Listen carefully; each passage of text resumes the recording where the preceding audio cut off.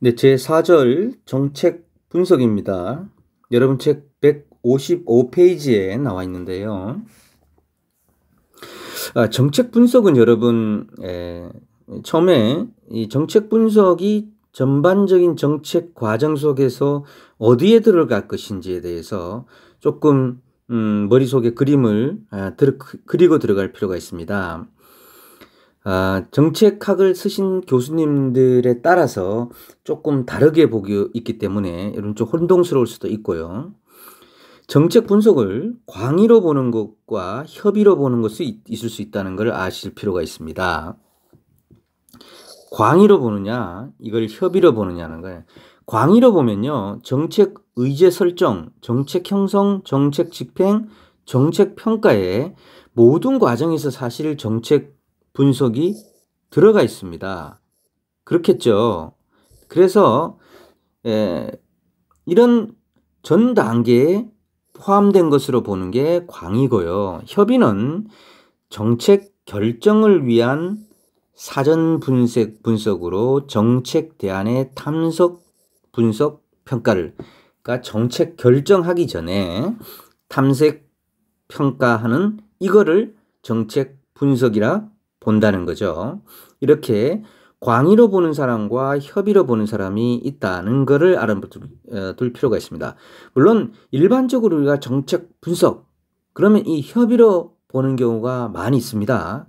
하지만 또 광의로도 보는 경우도 있어요.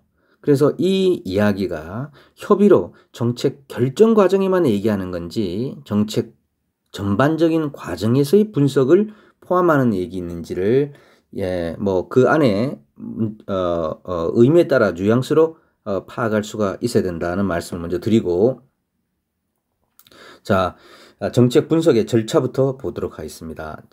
우선 이 부분은요, 정책 분석의 절차 부분은 정책 분석은 이런 4개의 단계를 거친다는 거. 과거에는 이게 객관식 문제로 엄청 많이 나왔어요. 다음 좀 정책 분석의 단계로 맞는 것은 틀린 것은. 요즘 이런 문제 내면 아마 거의 학생들 100점 맞을 겁니다. 뭐 1번이나 11번에 이런 문제가 나오겠죠. 첫째가 정책 문제를 구조화하는 거고, 둘째가 정책 목표를 설정하는 거고, 대안을 비교 평가하고 최종 결정안을 만드는 겁니다. 제 책 각주에 보면 이 책에 제1종 오류, 제2종 오류, 제3종 오류에 대한 내용이 나옵니다. 뒤에 또 정책 문제와 구조할 때 좀 나오기도 하지만 반드시 알아줘야 될 내용입니다. 제1종 오류는 맞는 가설을 배제하는 거고요. 제2종 오류는 틀린 가설을 채택하는 거고, 제3종 오류는 잘못 만들어진 문제를 해결하려고 하는 오류입니다. 그래서 제3종 오류는 문제의 구조화를 잘못하여 실제 문제 상황과 공식적 문제가 일치하지 않는 것을 말하는, 결국 문제의 구조화의 잘못은 제3종 오류이다. 이거를 꼭 알아두시기 바랍니다. 뒤쪽에 또 나오긴 합니다.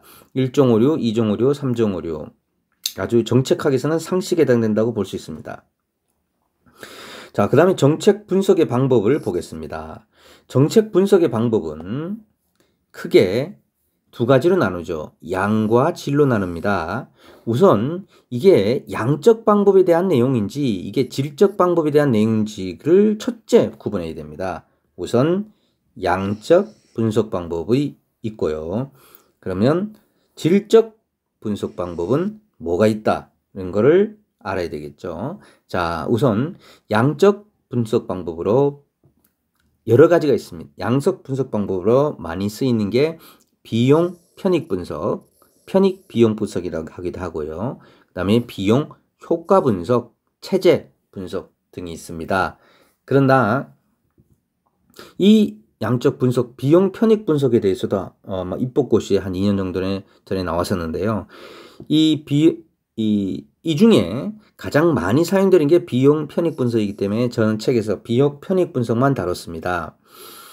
이 비용 편익 분석 중에 특히 여기에 있는 편익의 기준이 있습니다. 이 기준 3가지가 중요한데요. 이게 순현재가치법, 편익 비용 비율, 내부 수익률 방법이 있습니다. 이 세 가지는 아주 객관식 문제에 자주 나오고 주관식을 공부하는 학생들도 기본적으로 아주 상식에서 이 비교평가의 기준을 이해할 필요가 있습니다. 한 가지 이 부분을 볼 때 핵심적인 키워드가 있는데요. 그건 할인율이라는 것입니다. 이게 할인율을 우리가 비용 편익 분석에서 한번 보면 기본적으로 우리가 여기에 100억짜리 다리를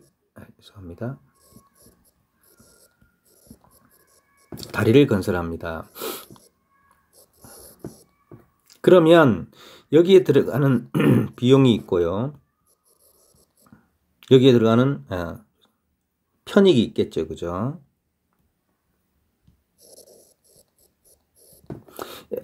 편익을 보자면 만약에 이 다리 건설의 비용 편익 기간을 정해야 되죠.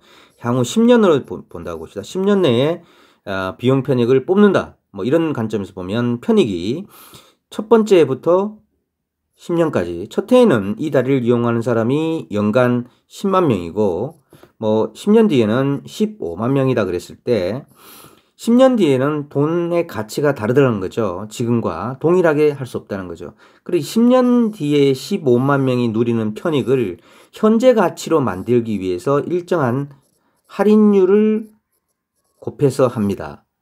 그렇겠죠. 비용도 마찬가지입니다. 중간에 10년 뒤에 수리비가 또 들어갈 수 있고요.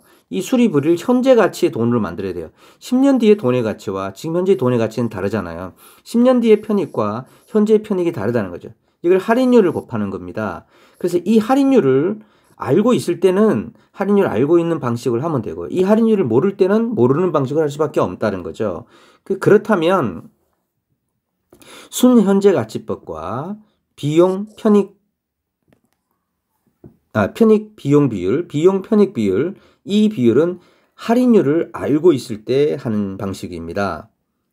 그죠? 그래서 현재가치법은 마이너스를 하는 겁니다. 현재 가치에 편익에서 비용을 빼는 겁니다. 그죠? 그래서 이게 그죠? 0보다 크면 뭐예요? 타당성이 있는 사업으로 볼 수 있겠죠. 그래서 양수인 것 중에서 가장 큰 값을 선택하면 되는, 만약 여러 가지가 있다면은 대안 중에 이게 제일 좋다는 거죠. 일단 0보다 큰 게 기본적으로 채택된다는 거죠. 0보다 작으면 뭐죠? 이게 마이너스 사업이죠. 비용 별 편익. 편익 비용 비율이잖아요. 레이시오잖아요. 그래서 이거는 뭐죠? 나누는 겁니다. 이거는 그냥 법이에요. 그래서 0이 나올 수 있는 거고. 나누는 거니까 0이 나올 수 없죠. 이거는 뭐죠? 비용 분의 편익을 한 거예요. 그러면 1이면 같은 거잖아요. 그죠? 최소한 이게 뭐죠? 1보다는 그죠? 1보다는 커야지 더 1보다 큰 대안이 일단 경제성이 있는 것으로 판단이 되겠죠. 이거는 0보다 이렇게 이게 0보다는 커야지 효과가 있겠고 그죠? 이거는 그래서 편익 비용 비율을 알 수 있겠죠.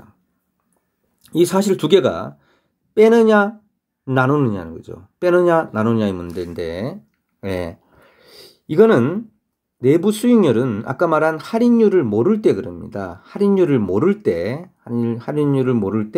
순현재 가치를 0으로 보는 할인율인 동시에 편익 비용 비율을 1로 정하는 할인. 다시 말해서 요걸 0으로 만들고 요걸 1로 만드는 할인율이 뭐냐는 겁니다. 할인율입니다. 이 내부 수익률의 개념은 사업평가에 적용할 적절한 할인율이 알려져 있지 않을 경우에 사업평가에 매우 유용한 개념이다. 그래서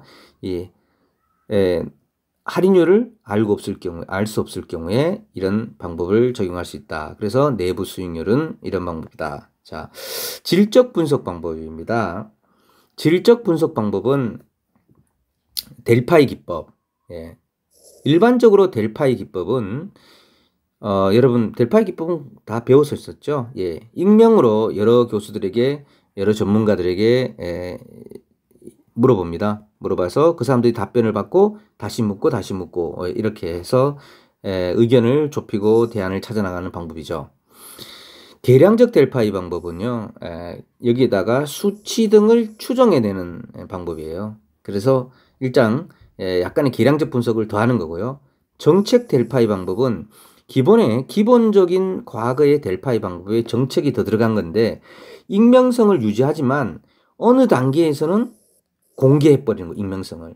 일반적인 델파이 기법은 공개성을 계속 갑니다만, 여기서는 공개성을 일단 어느 정도, 익명성을 유지하지 않는 겁니다. 그 다음에 전문가 선발은 전문성 자체보다는 관련 분야나 식견을 더 강조한다. 그래서 익명성을 유지하지만 어느 단계에서는 공개 토론한다든지 일단 분야의 식견이나 대표 집단성을 오래 더 고려한다. 뭐 이런 게 될 수도 있다는 겁니다. 다음 교차 분석 방법입니다. 이 교차 분석 방법은 두 개 이상의 예측 결과를 결합하여 교차니까요. 미래를 예측하는 겁니다. 이런 거죠. 예를 들어서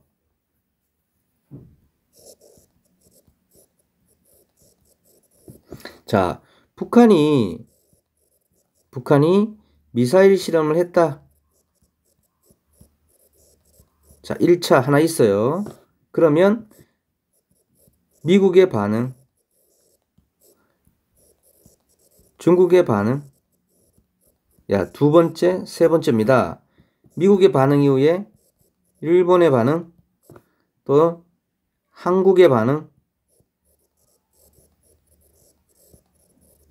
이런 식으로 물어보는 거예요. 이런 식으로.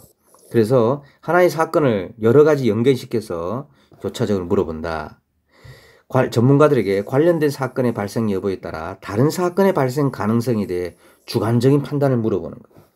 브레인 스토밍 시나리오 작성은 뭐 여러분들이 다 잘 알고 있는 내용으로 보겠습니다. 자, 이 정책 분석은 여기까지 하도록 하겠습니다.